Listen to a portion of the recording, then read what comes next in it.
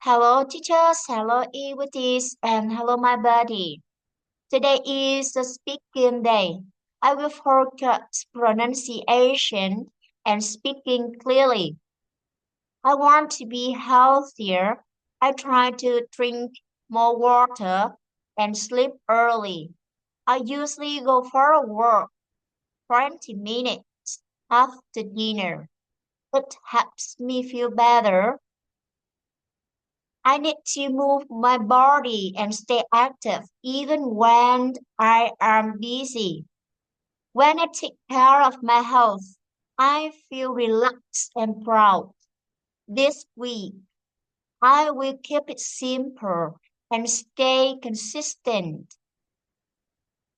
That's my day. What about you?